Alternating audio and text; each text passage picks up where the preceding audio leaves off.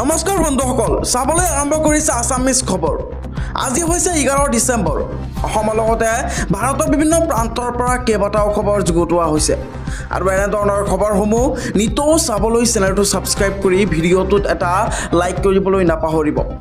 বন্ধুসকল, দিবলৈ আজি প্ৰথমটো বিগ ব্ৰেকিং নিউজ। আকৌ নতুনকৈ নিৰ্মাণ কৰা হ'ব বাবৰি মছজিদ।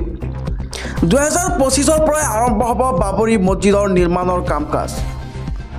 বংগৰ মুৰ্ছিদাবাদত বাবৰি মছজিদ নিৰ্মাণৰ কথা ঘোষণা টিএমচি। তৃণমূল কংগ্ৰেছৰ দাবীয়ে দেশত লগাইছে এতিয়া তোলপাৰ। মুছলমানসকলক সসন্মানে জীয়াই থকাৰ অধিকাৰ আছে বুলি দাবী টিএমচি। পশ্চিমবংগৰ টিএমচিৰ বিধায়ক হুমায়ুন কবিৰৰ এই ঘোষণা।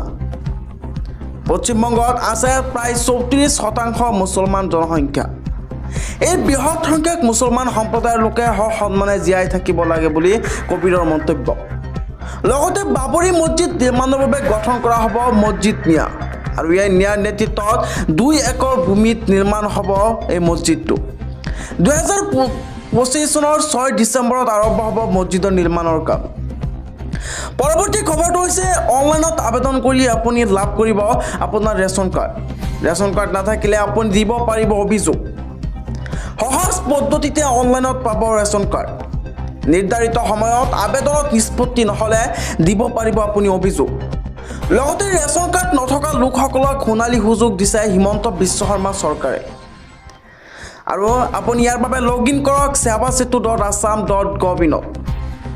আবেদনৰ বাবে লাগিব আপোনাৰ আধাৰ কাৰ্ড, ঠিকনাৰ প্ৰমাণপত্ৰ। লগতে আবেদনকাৰীৰ পৰিয়ালৰ বাৰ্ষিক আয় 4 লাখ টকাতকৈ কম হ'ব লাগিব।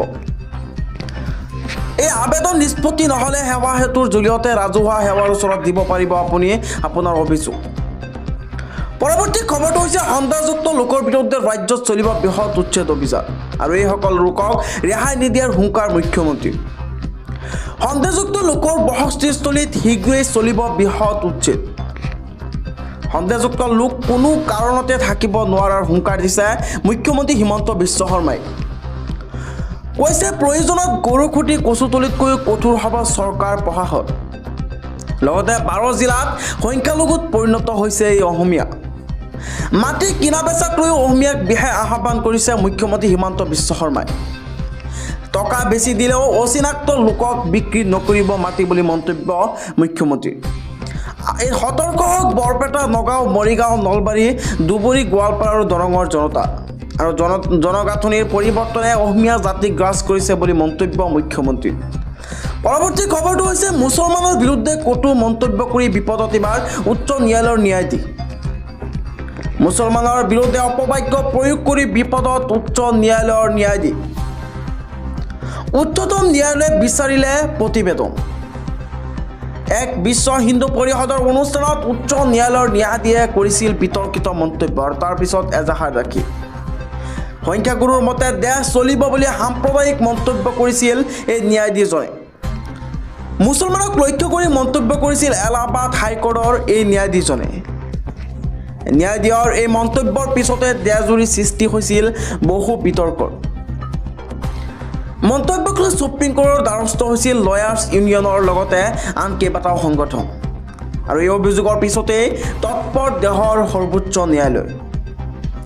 বিষয়টো বৰ্তমান উচ্চতম ন্যায়ালয়ৰ বিচাৰাধীন হৈছে আৰু এলাহাবাদ উচ্চ ন্যায়ালয়ৰ পৰা প্ৰতিবেদন বিচাৰিছে সৰ্বোচ্চ ন্যায়ালয়ে। ন্যায়াধীশ শেখৰ যাদৱৰ বিৰুদ্ধে ব্যৱস্থা গ্ৰহণৰ দাবী অধিবক্তা সন্থাৰ সভাপতি কপিল চিব্বালৰ। ঘৃণামূলক বাহন দিয়া ঘটনাক লৈ কঠোৰ উচ্চতম ন্যায়ালয়। পৰৱৰ্তী খবৰটো হৈছে হিমন্ত কেবিনেটৰ সিদ্ধান্তৰ বিৰুদ্ধে ন্যায়ালয়ৰ কাষ চাপিব অসমৰ মুছলমান। হিমন্ত কেবিনেটৰ সিদ্ধান্তৰ বিৰুদ্ধে এবাৰ কাষ চাপিব মুছলমানসকল। মুছলমান সমাজ এতিয়া জাগিছে আৰু এতিয়া মাত মাতিব মুছলমানে। গো মাংস নিষিদ্ধকৰণক লৈ আকৌ গৰজি উঠিল মুছলিম জাতীয় পৰিষদ। সংবিধানে আমাক অধিকাৰ দিছে, কি খাওঁ কি নাখাওঁ সেয়া ব্যক্তিগত কথা। সংবিধানে আমাক ভোজনৰ অধিকাৰ দিছে, চৰকাৰে কিয় বঞ্চিত কৰিব বুলি প্ৰশ্ন কৰিছে এই সংগঠনটোৱে। উন্নয়ন কৰক মুখ্যমন্ত্ৰীয়ে, কিন্তু মেনু কাৰ্ড কিয় প্ৰস্তুত কৰিছে এই প্ৰশ্ন এই সংগঠনৰ মুখ্যমন্ত্ৰী। পৰৱৰ্তী খবৰটো হৈছে ৰেচন কাৰ্ড নাই নেকি আপোনাৰ নতুনকৈ 20 লাখ লোকে লাভ কৰিব ৰেচন কাৰ্ড আজি আপুনি ৰেচন কাৰ্ড পোৱা নাই নেকি যদি পোৱা নাই নতুনকৈ আৰু 20 লাখ পৰিয়ালক দিয়া হ'ব ৰেচন কাৰ্ড লগতে কোনো যোগ্য পৰিয়াল বঞ্চিত নহয় এই ৰেচন কাৰ্ডৰ পৰা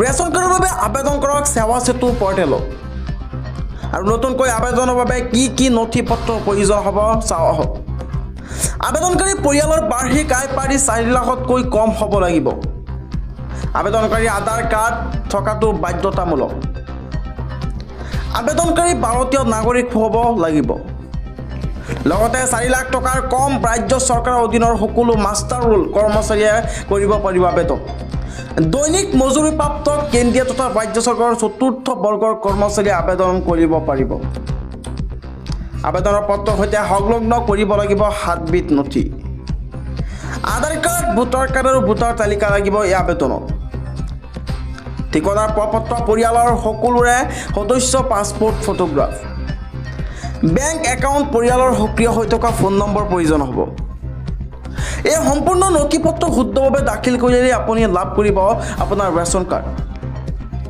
পৰৱৰ্তী খবৰটো হৈছে ওজনলৈ মিয়া শ্ৰমিক হৈ নাযায় আৰু এতিয়াৰ পৰা মিয়া অফিচাৰ হৈ যাব বুলি মন্তব্য কৰিছে আমচুৰ নেতাই মিয়া শ্ৰমিক নহয় IAS IPS হৈ উজনি অসমলৈ যাব মিয়া একোখন জিলাৰ নেতৃত্ব দিব মিয়াৰ সন্তানে কলমৰ জৰিয়তে মুখ্যমন্ত্ৰী হিমন্ত বিশ্ব শৰ্মাক দিয়া হ'ব এই উত্তৰ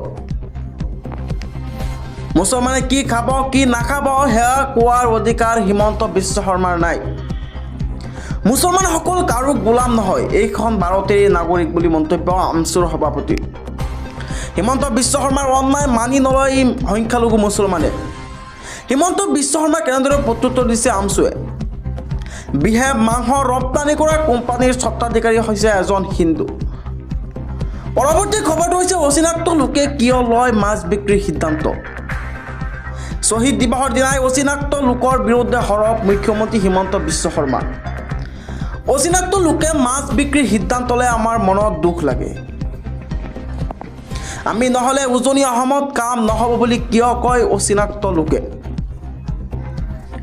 অসমৰ অৰ্থনীতি নিজৰ হাতলৈ লৈ যাবলৈ বিচাৰিছে অচিনাক্ত লোকসকলে খেতি কৰিবলৈও আমি অচিনাক্ত লোককহে মাতো আমি যিখন বাছ অটো ৰিক্সা ৰিক্সাটোতো সেইখনো অচিনাক্ত লোকে চলায় খাৰুপেটীয়াৰ পৰা অচিনাক্ত লোকে কয় আমি নহ'লে নাপাব খাদ্য এয়া অসমীয়া জাতিৰ বাবে চৰম অপমান বুলি মন্তব্য মুখ্যমন্ত্ৰী লগতে মাটি কিনা বেচাক লৈ জনসাধাৰণক বিহা আহ্বান মুখ্যমন্ত্ৰী হিমন্ত বিশ্ব শৰ্মা এই লোকসকলক কেতিয়াও বিক্ৰী নকৰিব ভূমি যিমানে টকা নিদিলেও অচিনাক্ত লোকক ভূমি বিক্ৰী নকৰিব সতৰ্ক হওক বৰপেটা নগাঁও মৰিগাঁও নলবাৰী দুবুৰী আৰু গোৱালপাৰা দৰঙৰ জনতা অসমীয়া হাতৰ পৰা মাটি গ'লে জীয়াই থকাৰ পৰিচয় নাথাকিব অসমীয়াৰ জনগাঁথনিৰ পৰিৱৰ্তনে আমাক প্ৰায় গ্ৰাস কৰিছে ইজৰাইলৰ কাহিনীয়ে পঢ়িব লাগে অসমীয়াই